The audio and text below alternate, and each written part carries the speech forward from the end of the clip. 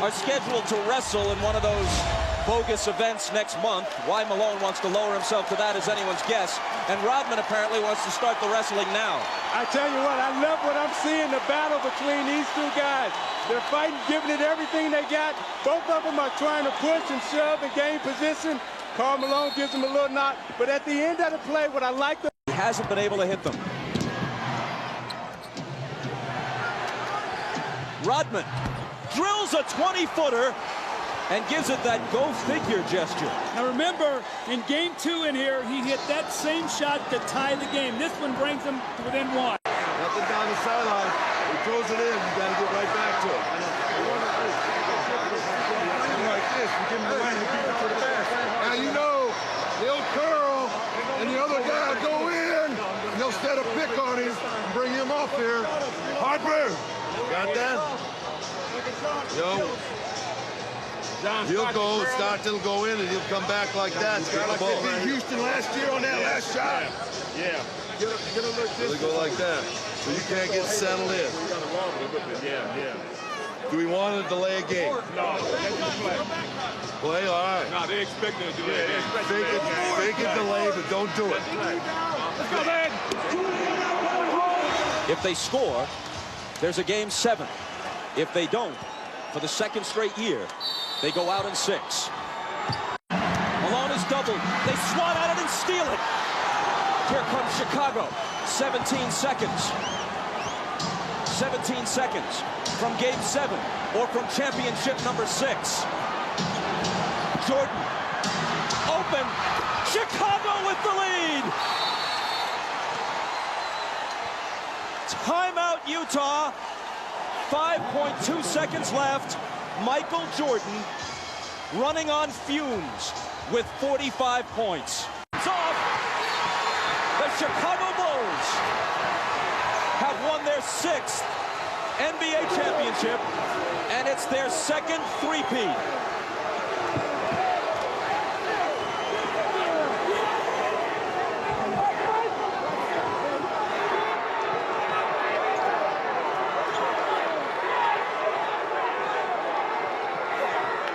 When you lose by this narrow margin, speaking of the Utah Jazz, there are so many things to look back on.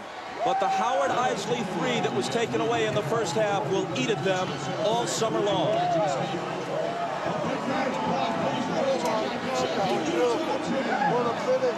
Jackson and Jordan, perhaps for the last time.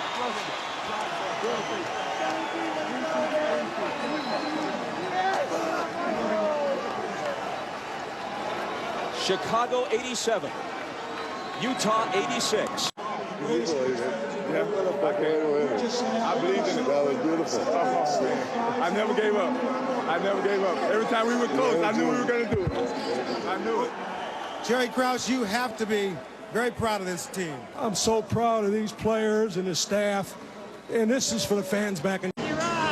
He no longer needs accomplishments to prove his case as the greatest player in NBA history. He just adds to it. And if this is the final chapter, what a way to close the book. I tell you, Bob, as you look at Scottie Pippen there, I remember all Scottie ever heard about was the migraine headache and that he couldn't play with pain. Well, today, they could not have won this game without him. Just his presence being out there. He made some big shots. He fed the post. He did all the little things for Chicago, and his numbers aren't going to show it.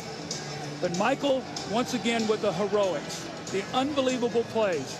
But his sidekick, Scottie Pippen, was there for him when he needed him. And I'm watching Michael Jordan hug his mother right there. Such a great player, such a great person.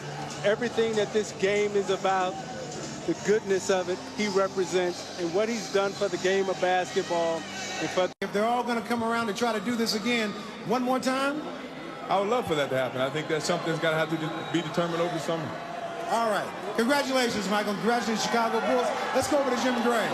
All right. Thank you very much, Ahmad. Tonight, one of the truly gutty performances in the finals by Scottie Pippen. Scottie, how badly were you hurt during this game? I was hurting pretty bad, to start the game off. I was able to get a dunk when I came down. The pain just sort of built from that point, and every time I tried to run, I was getting spasms. But I knew I wanted to come back and try to give a better performance in the second half, so I just tried to take advantage of that little bit of time before the half and, you know, see what I can do. And I came out the second half, and Chip wanted to give me a little treatment, and I took the treatment, and I told him from there I was going to just try to gut it out. You know, I felt like that my presence out on the floor would mean more than just sitting in the locker room. Initially, you didn't think you could come back, and then the miracle happened there at halftime. How much did you revert back to some of the things that had happened to you in the past, and you knew that